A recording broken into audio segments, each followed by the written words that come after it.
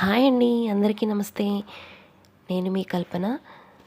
ఈరోజు మనము సగ్గుబియ్యంతో వడలు ఎలా చేయాలో చూద్దాము. చాలామంది ఏకాదశి వ్రతాలు ఉంటూ ఉంటారు. అలాంటి వాళ్ళు ఈ సగ్గుబియ్యం వడలు తినచ్చు, వీటిని తింటూ ఉంటారు కూడా. సో ఇక్కడ నేను సగ్గుబియ్యాన్ని ఒక అరగంట ముందు నానబెట్టి ఉంచాను. ఇవి చాలా చిన్న సగ్గుబియ్యం. ఒకవేళ మీరు పెద్దవి తీసుకుంటే కనుక 1 అవర్ వరకు నానబెట్టి ఉంచుకోవాలి. ఇలా నానబెట్టిన సగ్గుబియ్యంలోంచి ఎక్స్ట్రా వాటర్ తీసేసి ఒక 2 బంగాళదుంపలు ఉడకబెట్టినవి ఇలాగ సన్నగా గ్రేట్ చేసేసుకోవాలి. ఇది మనకి బైండింగ్కి యూజ్ అవుతుందన్నమాట. అలాగే ఇక్కడ నేను ఒక చిన్న క్యారెట్ కూడా సన్నగా తురిమేసి పెట్టాను, దాన్ని కూడా వేసేస్తున్నాను. ఏకాదశి వ్రతం రోజు మనం ఎలాంటి బియ్యం కానీ, రవ్వ కానీ, గోధుమ పిండి ఇలాంటివి ఏమీ కూడా తినకూడదు కదా.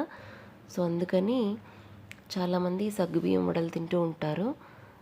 అలాగే ఇక్కడ ఒక స్పూన్ వరకు తురిమేసిన అల్లాన్ని వేస్తున్నాను. అలాగే ఒక స్పూను పచ్చిమిర్చి పేస్ట్ వేస్తున్నాను. ఒక స్పూన్ వరకు సాల్ట్ వేసాను, సరిపోకపోతే మళ్ళీ అడ్జస్ట్ చేసుకోవాలి. అలాగే ఒక స్పూన్ వరకు కారం కూడా వేసాను. ఒక స్పూన్ జీలకర్ర కూడా వేయాలి. తర్వాత కొంచెం శుభ్రంగా కడిగి పెట్టుకున్న కొత్తిమీర కూడా వేసుకోవాలి.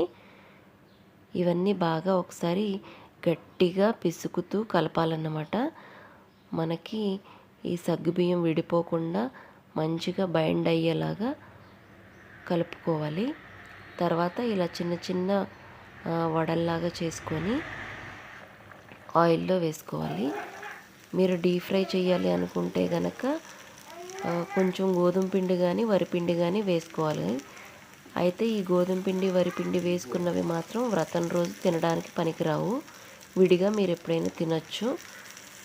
లేదు వ్రతం రోజు తినాలి అనుకునే వాళ్ళు ఏ రకమైన పిండి వేసుకోకుండా ఇలాగా కొంచెం ఒక్క చుక్క ఆయిల్ ప్యాన్లో వేసుకొని ఇలాగ షాలో ఫ్రై చేసుకోవాలన్నమాట. చాలా తక్కువ ఆయిల్ వేసి ఫ్రై చేయాలి వీటిని. సో ఇలాగా రెండు వైపులా మనకి బ్రౌన్ కలర్ వచ్చేంత వరకు బాగా ఫ్రై చేసుకోవాలి. ఇవి పైన కొంచెం క్రిస్పీగా, అలాగే లోపల సాఫ్ట్గా ఉంటాయి. చాలా టేస్టీగా ఉంటాయి. చాలా తక్కువ ఆయిల్ వేసి ఫ్రై చేసాం కాబట్టి చాలా హెల్దీ కూడా.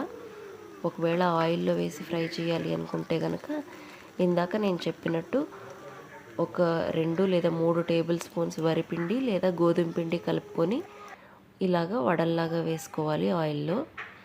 ఇవి ఒకసారి మీరు కూడా ట్రై చేసి చూడండి. చాలా హెల్దీ రెసిపీ.